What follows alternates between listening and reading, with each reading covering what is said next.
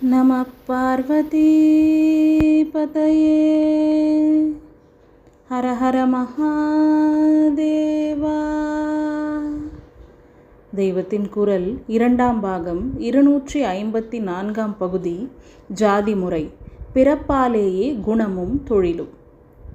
இந்த ஜாதி தர்மமேதான் உள்ளூர அவரவருக்கு பாரம்பரியமாக ஏற்பட்ட குணமாகவும் இருக்குமாதலால் குணத்தால் சதுர்வர்ணம் பிரிவதாக பகவான் சொன்னதும் பிறப்பால் இப்படி ஜாதியாக பிரிவதும் ஒன்றேதான், ஒன்றுக்கொன்று முரணானதல்ல. தியரி, பிராக்டிஸ் என்று வெவ்வேறு விஷயங்களை சொல்கிற தோஷம் பரமாத்மாவுக்கு ஏற்படவில்லை. பரசுராமர், துரோணாச்சாரியார் இவர்கள் பிராமணனாயினும் க்ஷத்ரிய குணத்தோடு இருந்தார்களே. தர்மபுத்திரர் க்ஷத்ரியனாயினும் பிராமண குணத்தோடு இருந்தாரே. விஸ்வாமித்திரர் புஜபல பராக்கிரமத்தோடு ராஜச குணத்தோடும் இருந்துவிட்டே அப்புறம் பிரம்ம ரிஷி ஆனாரே என்றால் இதெல்லாம் கோடியில் ஒன்றாக இருந்த எக்ஸப்ஷன்கள், விதிவிலக்கு. எந்த ரூல் ஆனாலும் எக்ஸப்ஷன் உண்டோ இல்லையோ. பொதுவாக வெளிப்பட வேறு குணம் தெரிந்த போது கூட உள்ளூர பிறப்பாலான ஜாதி தொழிலுக்கேற்ற குணம்தான் இருக்கும் என்ற அபிப்பிராயத்திலேயே பகவான் காரியம் பண்ணினதாகத்தான் தெரிகிறது. அது எப்படி பிறப்பே குணத்தை தொழிலுக்கேற்றதாக அமைத்து கொடுத்தது என்றால் இண்டிவிஜுவாலிட்டியுடன் ஹெரிடிட்ரி என்பதும் சேர்ந்தேதான் ஒரு மனுஷனை உருவாக்குகிறது என்று இக்கால சைக்காலஜியும் சொல்கிறதல்லவா. ஒருத்தனின் குணம் உருவாகும் முன்பே அவன் தலைமுறை தத்துவமாக வந்த ஒரு தொழிலின் சூழ்நிலையிலேயே வளர்ந்து தானாகவும் கற்றுக் கொடுத்து தெரிந்து கொண்டும் அந்த தொழிலை எடுத்து கொண்டதால் குணமே தொழிலை அனுசரித்து ஏற்பட்டது.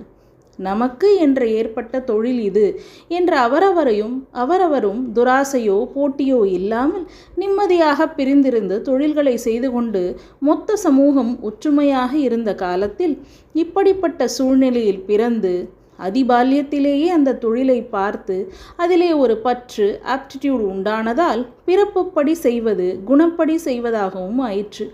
இப்போது சீர்திருத்தவாதிகள் என்ன சொன்னாலும் பழைய ஏற்பாட்டில்தான் திறமை, குணம் இவையும் தொழிலோடு அனுசரணையாக கலந்திருந்தன. ஒருத்தன் தன் குணத்துக்கு அனுசரணையாக தொழிலை செய்தான் என்றால் அது பழைய தர்மப்படி செய்தபோதுதான் இருந்தது என்பேன். இப்போது இதை தலைகீழாக மாற்றி திரித்து பேசுகிறார்கள்.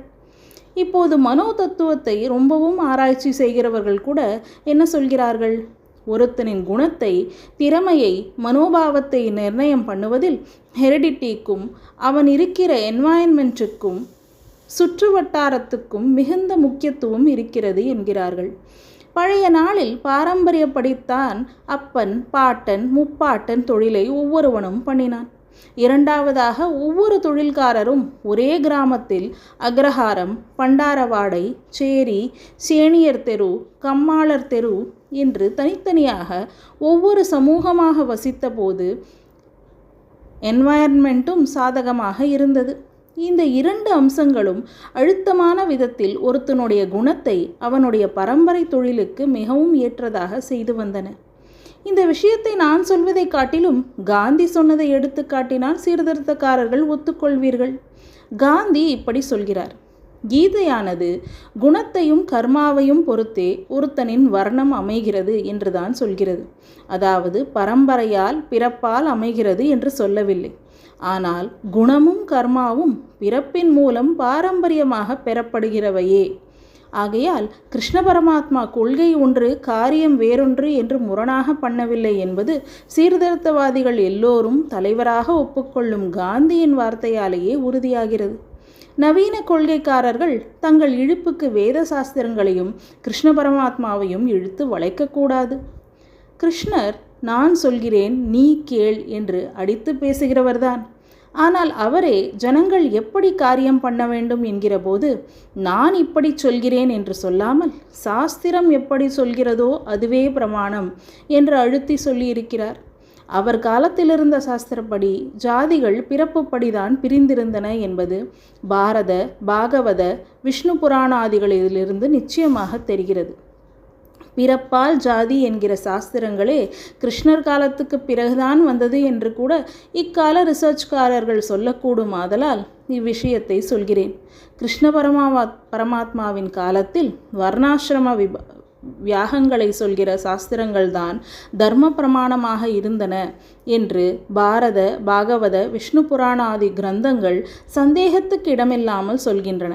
இவ்வாறாக பிறப்பின்படியே வர்ண விபாகம் செய்யும் சாஸ்திரங்கள் அனுஷ்டிக்கப்பட்ட காலத்தில்தான் பகவான் சொல்கிறார், எவன் சாஸ்திர விதியை மீறி சொந்த ஆசைகளின் வசப்பட்டு தொழிலை எடுத்துக்கொள்கிறானோ அவனுக்கு சித்தி இல்லை, சுகமில்லை, கதி மோட்சமும் இல்லை. எந்த தொழில் செய்யலாம், எது கூடாது என்று வரையறுத்து கொள்வதற்கு சாஸ்திரம்தான் பிரமாணம். இப்படி சாஸ்திரோக்தமான வழியை உணர்ந்து அதன்படி தொழில் செய்வதற்கு உரியவனாகவே இருக்கிறாய் என்று சொல்லியிருக்கிறார். இதனால் அவர் பிறப்புப்படி ஜாதி என்பதைத்தான் நிர்தாரணம் பண்ணுகிறார், வலியுறுத்தி நிலைநாட்டுகிறார் என்பதில் லவலேசமும் சந்தேகமில்லை.